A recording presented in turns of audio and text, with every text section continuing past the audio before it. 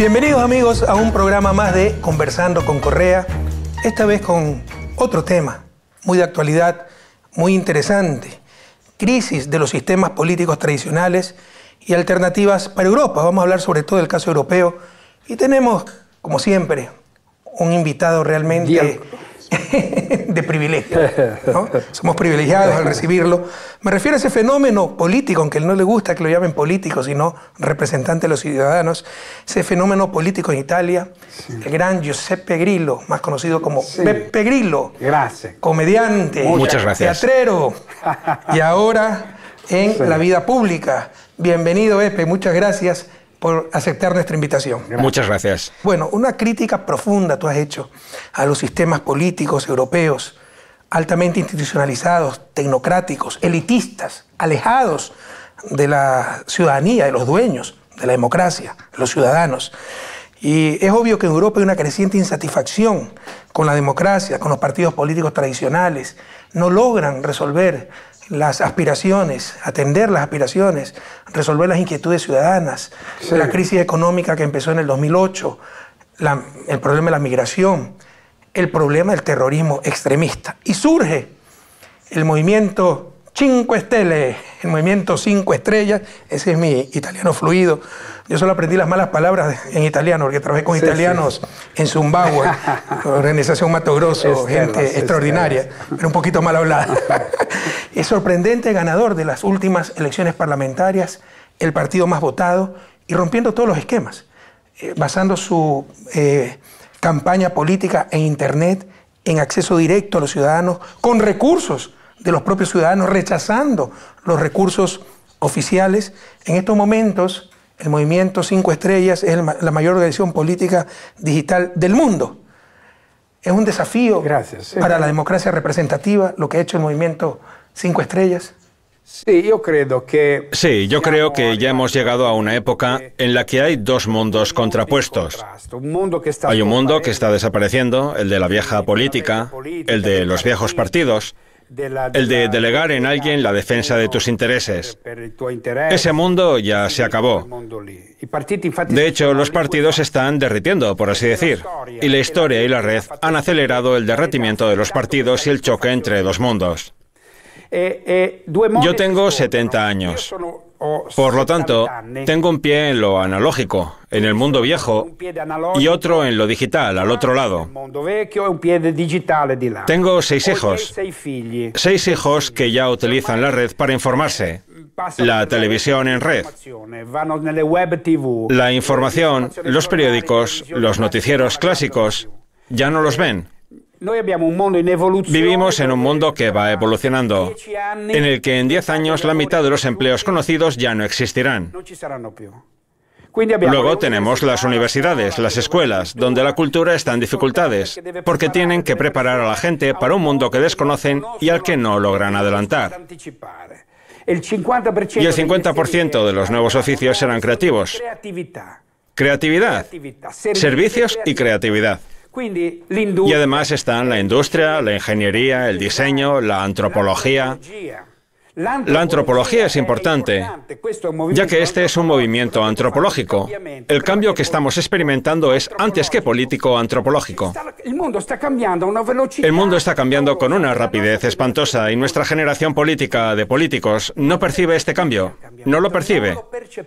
Tienen una visión del mundo de 3 días, 4 días, 5 días. Los estados ya no existen. Tienes un dispositivo, un iPad, que te permite ver que la conexión entre las personas es el acto de compartir el conocimiento. Mi hijo no compró un coche o una casa, como hice yo. Yo compré una casa, un coche, y trabajaba para la casa y para el coche. Me endeudaba con el banco. Mi hijo no. Usa el car sharing, el carpooling. Con 40 euros va a tu país con un vuelo charter. Va a las Galápagos e intercambia cultura. Los jóvenes intercambian cultura, intercambian conocimiento, conocimiento, conocimiento. Es su patrimonio y no se lo van a arrebatar nunca jamás. En cierto modo, tu país dio vida a Darwin en las Galápagos. Permitió el descubrimiento de la selección natural. Y Darwin era alguien que trabajaba 3 horas al día. 3 horas al día trabajaba Darwin. Y pese a ello cambió el mundo. Yo soy curioso, por lo tanto el movimiento nace de mi curiosidad y de la curiosidad de un directivo que se sacrificó por este movimiento y reunió a gente mediante un sistema operativo llamado Rousseau, donde cualquier persona puede hacer un referéndum al día si quiere. Puede votar por medio de ese sistema.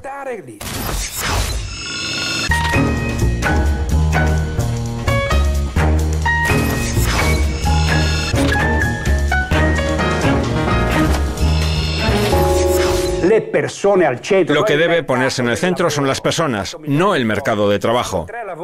Hay 8 millones de pobres que hacen 3 trabajos, y pese a tener 3 trabajos ya no pueden mantenerse.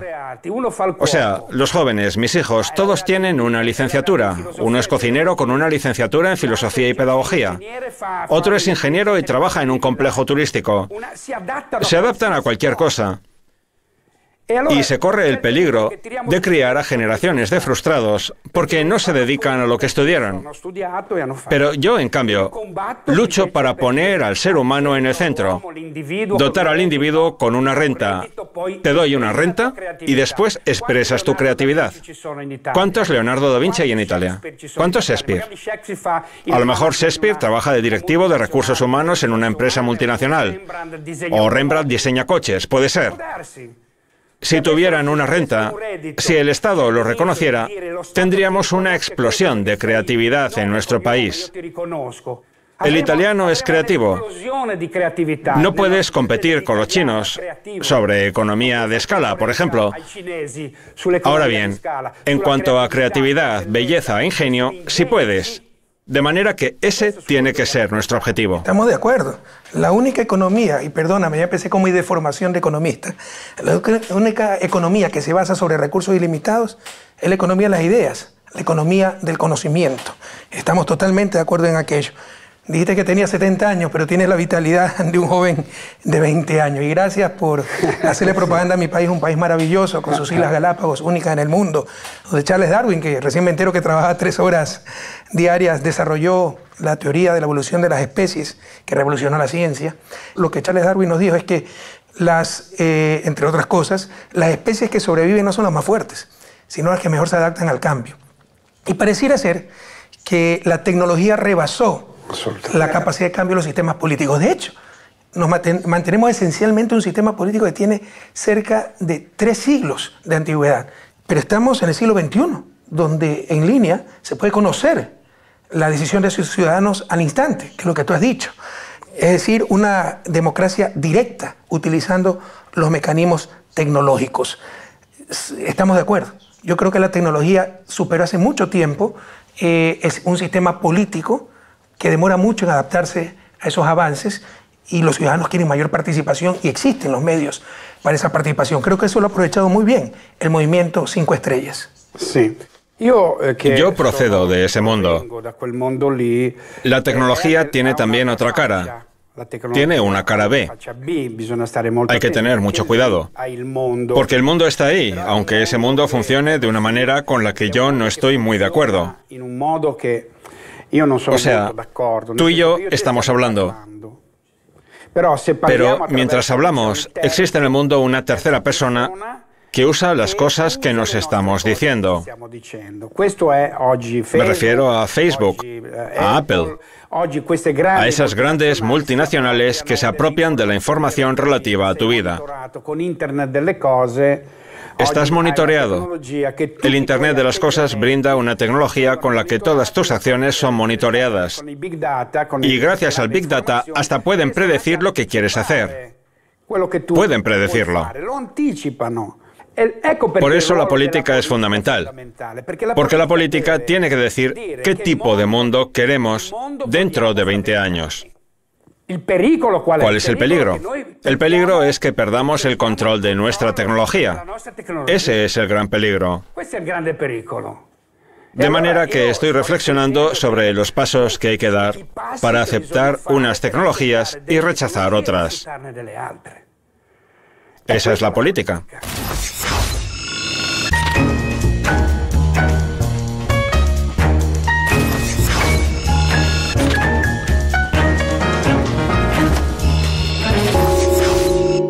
Imagínate estar controlado por una especie de grandes hermanos que te ponen un sensor en la bombilla. Entras en casa y la casa te reconoce y te dice: ¿estás un poco triste hoy? Te voy a poner música y a encender la luz. Escuchas la voz de tu casa que te dice: ¿quieres que te pida una pizza? Y estás ahí, gestionado por esas cosas que envían informaciones a una base de datos. Y mientras tú te comes tu pizza, han averiguado qué música escuchas, cómo te mueves, qué comes. El váter donde defecas está conectado con la nevera está conectada con el supermercado. Te analizan las heces y te dicen: tienes el colesterol alto. Entonces el váter se lo comunica a la nevera, que te dice: deja de comprar queso en el supermercado porque tiene colesterol. Estamos gestionados así. Puede ser lo mejor del mundo o lo más catastrófico del mundo. La tecnología es un instrumento, se la puede usar bien o mal. Tú hablaste del compromiso y la genialidad de nuestros jóvenes, no acaban de sorprendernos. En la innovación, el ejemplo de tu hijo. En el caso de mis hijas, por ejemplo, su responsabilidad con el planeta, con las futuras generaciones. Mi hija mayor es vegana, mi segunda hija es vegetariana. No es que no le guste la carne, le encanta. Es por conservar el planeta, porque dicen que el ganado vacuno consume mucha energía. Además, por cuestión ética, cómo maltratan a los animales. Entonces, por responsabilidad, por moral, por ética. Pero también hablaste de la baja participación de los ciudadanos en los procesos electorales. Y puede haber desilusión con el sistema político, pero no nos engañemos. También es comodidad. También es desinterés. Por eso te decía, para que funcione esa democracia más directa, debe haber ciudadanos empoderados, informados y formados. ¿A qué me refiero con formados? Principios, valores, que no piensen solamente en el bien individual, sino en el bien común. Y no es fácil pasar de esa lógica individual a la lógica del bien común. Por ejemplo, el fumador que apoye la ley para prohibir fumar en lugares públicos. Se está predicando el mismo, pero está buscando el bien común. ¿Cuántos de los ciudadanos son capaces de pasar de esa lógica individual a esa lógica del bien común? Entonces, así como tiene grandes potencialidades la democracia directa, sin esos ciudadanos empoderados, perdóname que insista, informados y formados, también tiene grandes riesgos. Por eso, antes de fundar el movimiento, me dediqué a la contrainformación en la red, sin pasar por los periódicos. Estaba bajo el radar de periódicos y televisiones, porque, como en tu país, como ya lo has subrayado muchas veces, son los responsables de casi todos los desastres que han ocurrido. La desinformación es terrorismo, verdadero terrorismo. De manera que antes me dedicaba a informar a la gente a través de la red. Hacía que la gente se fijara en la energía. Decía: se pueden crear casas que producen energía. Son estas, mirad. Y añadía un enlace a estas casas. Informé a la gente antes de crear el movimiento, porque es lo justo. Es la capacidad de entender y querer. La gente tiene que informarse y debe tener la capacidad de decidir. No a través de la televisión, sino en la red. Y para mí era la única manera de poder hacerlo. Porque yo nací en la televisión. Soy un cómico televisivo y me echaron porque dije que el gobierno robaba. Me dejaron fuera inmediatamente. Entonces me convertí en un héroe. Por eso tuve éxito en la red. Porque gozaba de una reputación. Y gané. No pasé por los medios dominantes. Y al final logré compartir mi sueño con 11, 12 o 13 millones de personas que comparten mis ideas.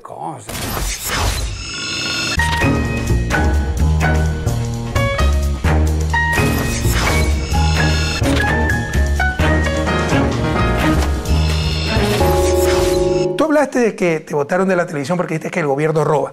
Solo el gobierno roba. Algunas veces sí me parece que es como eludir nuestras responsabilidades, ¿no? Tú has dicho, así es, ser revolucionario es ser honesto en un sistema corrupto. Pero para que exista un sistema corrupto no debe haber, tal vez, aceptación, permisividad social. A nosotros nos pasaba. Nos echaban toda responsabilidad de la lucha contra la corrupción, cuando era presidente. La lucha contra la corrupción es la lucha de todo un pueblo. De repente ellos sabían que había un burócrata robando. Porque a los 3 meses de haber entrado en el sector público tenía 2 carros, 3 casas, casaba a su hija con el más grande banquete y todos asistían a la fiesta. Es decir, como sociedad no rechazamos esas prácticas inmorales. Un presidente, un gobierno no lo va a poder hacer. Entonces sí, probablemente hay sistemas corruptos, pero para que existen esos sistemas corruptos tal vez hay al menos indiferencia social. Sí. Y debe haber un compromiso de toda la sociedad. Lo que te quiero decir es que eso no se va a remediar con leyes, sino con sanción social. Tienes razón. Mira, cuando nos presentamos a las elecciones con listas cívicas y entramos en la política como un relámpago, obteniendo un 25% de los votos, teníamos derecho a 42 millones de euros para gastos electorales. Imagínate, 42 millones que todos los partidos recibían. Todos. Sin embargo, nosotros dijimos no. Quisimos demostrar que se puede hacer política sin dinero, así que no los aceptamos. Entramos en las instituciones. Dijimos, a ver, ¿cuánto gana un parlamentario? Bien, la mitad de ese dinero lo devolveremos. Devolvimos cerca de 40 millones de euros, que más los 40 que no habíamos aceptado al principio, son 80 millones, con los cuales financiamos 6.000 pequeñas empresas a las que concedimos créditos con facilidades, microcréditos con el dinero de los parlamentarios. De manera que no tomamos dinero de la política.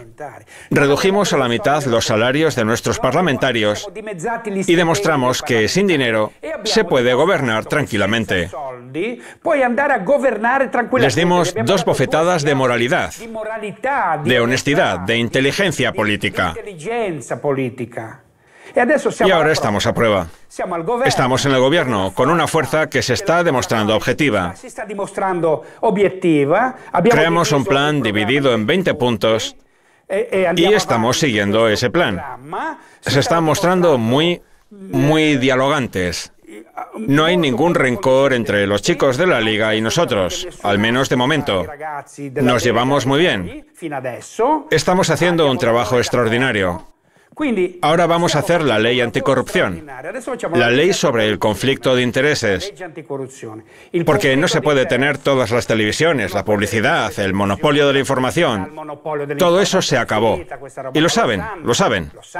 Pero esto hay que tener mucho cuidado, porque al menos en América Latina se está utilizando el lawfare, es decir, la lucha anticorrupción, ¿quién va a estar contra eso? Pero no es sincera. Es un instrumento de persecución a los opositores políticos y el caso más concreto de nuestro mutuo amigo, el querido Ignacio Lula da Silva. Absolutamente, sí.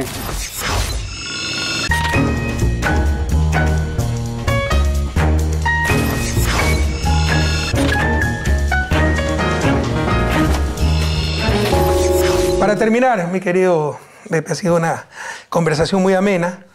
Bueno, dicen que Beppe Grillo es populista. Bienvenido al club. Bienvenido al club. Pues gracias, muchas gracias. ¿Cómo defines populismo? ¿Te consideras populista? Mira, todas las veces que tengo un encuentro, en los primeros 5 minutos, tengo que demostrarle a mi interlocutor que no voy a subirme a la mesa, que no grito palabrotas, que no soy un salvaje. Tengo que demostrarle que tengo una pizca de inteligencia y todos se quedan sorprendidos. Toda la prensa extranjera me describió como un populista de derechas, con métodos raros, un poco como a Trump. Todas esas cosas que se dicen contra alguien acaban teniendo el efecto contrario. Es una información que está muriendo, afortunadamente. Los periódicos están en caída libre, viven de subvenciones. Lo primero que vamos a hacer ahora es quitarles las subvenciones a los periódicos. Tienen que cobrar gracias a sus lectores, no ser financiados por el Estado. En cuanto al populismo, yo estoy orgulloso de ser populista, si la palabra pueblo todavía tiene algún sentido. Y has dicho bien, hoy, si 10 personas, si 60 familias en el mundo tienen la misma riqueza que 3.500 millones de personas, es que algo no funciona. Ya no funciona. Es un capitalismo difunto, basado en el robo y en convertir a un pobre en un simple expediente. Tienen que ganar con los pobres. Son los pobres quienes les hacen ganar. De modo que estoy totalmente de acuerdo contigo y con el pobre Lula. a quien siempre están atormentando. Yo lo conocí aquí en Italia. Era un sindicalista. Participamos juntos en una marcha por la paz. Es un hombre extraordinario. Es un hombre que emprendió muchas políticas para los pobres. Creó una renta para los pobres. Por eso acabó como acabó.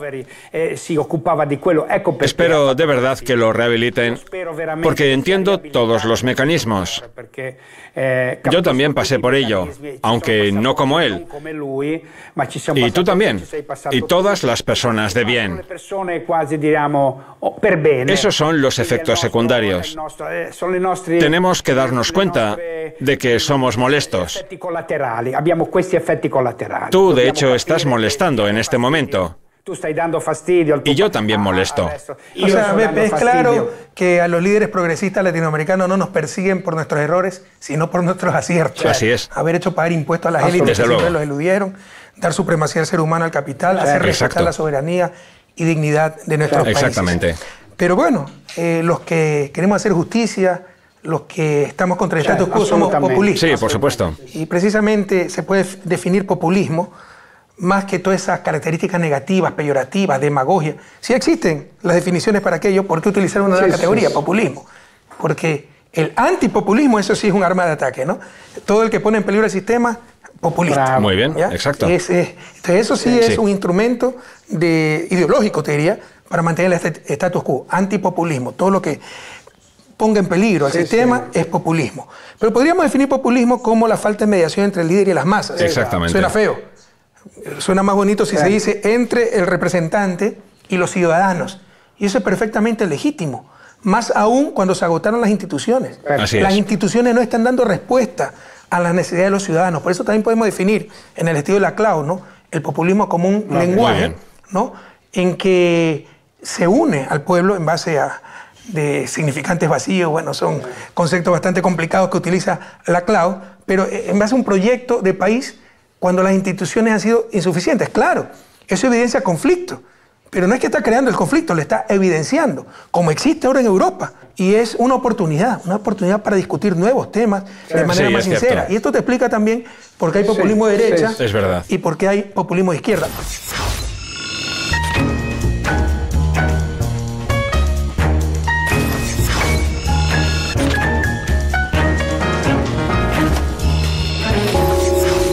Sí, claro, estoy totalmente de acuerdo. Es un lenguaje.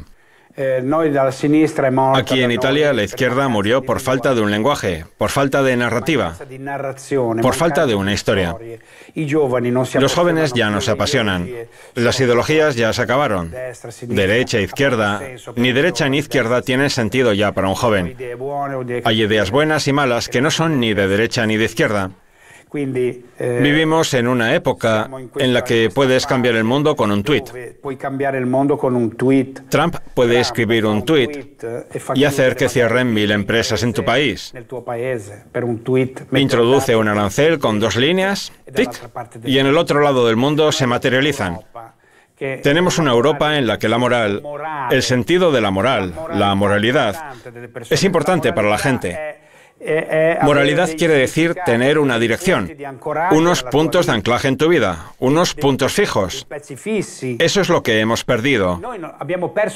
Hemos perdido nuestros puntos de referencia. Pero yo soy optimista en ese sentido. Soy optimista porque veo que hay una Europa que ha entendido que necesitamos una Europa del intercambio. Y esa Europa entiende que algunos parámetros que se han introducido no son buenos y hay que cambiarlos. Europa nació con objetivos de subsidiariedad. ¿Dónde está ahora la subsidiariedad? O sea, los entes organizados por los ciudadanos, si están bien organizados, hay que empujarlos a que emerjan. ¿Dónde queda esa perspectiva ahora? Era un principio europeo y hoy ya no existe. Empezamos por la moneda en vez de por el sistema fiscal.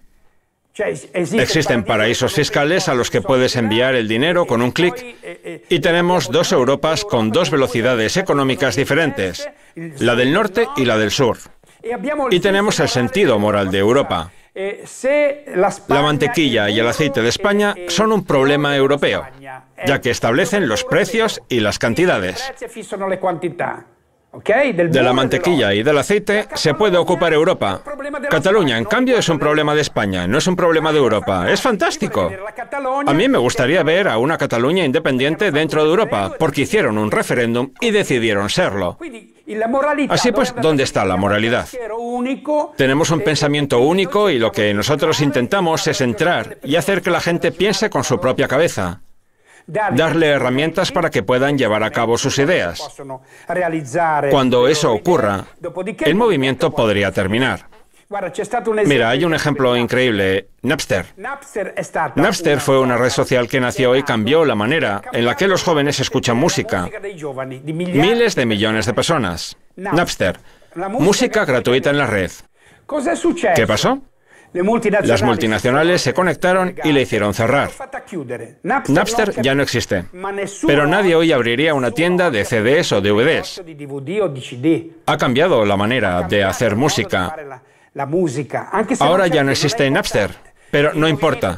El movimiento 5 Estrellas nació, cambió la manera de hacer política en este país, y si el día de mañana ya no estamos, no importa, porque ya habremos cambiado la política de este país.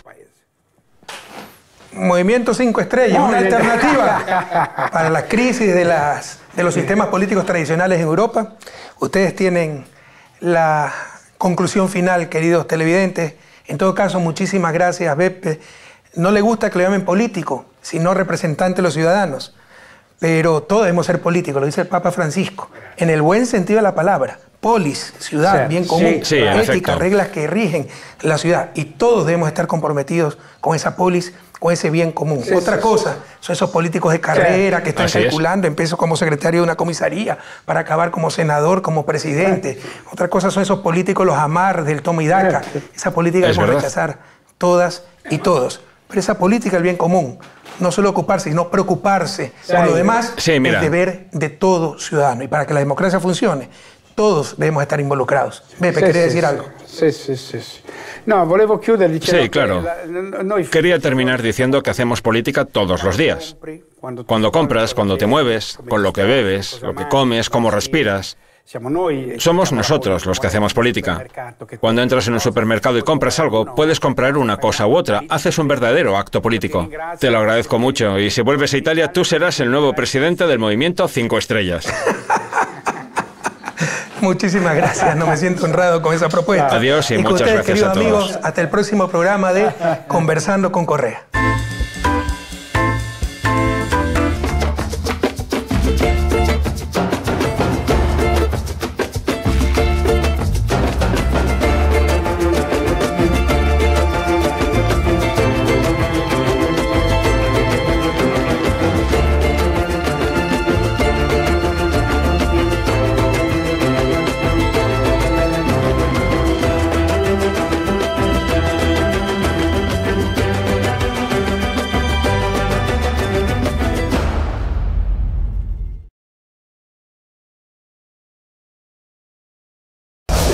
El canal del Mundial. RT con corazón.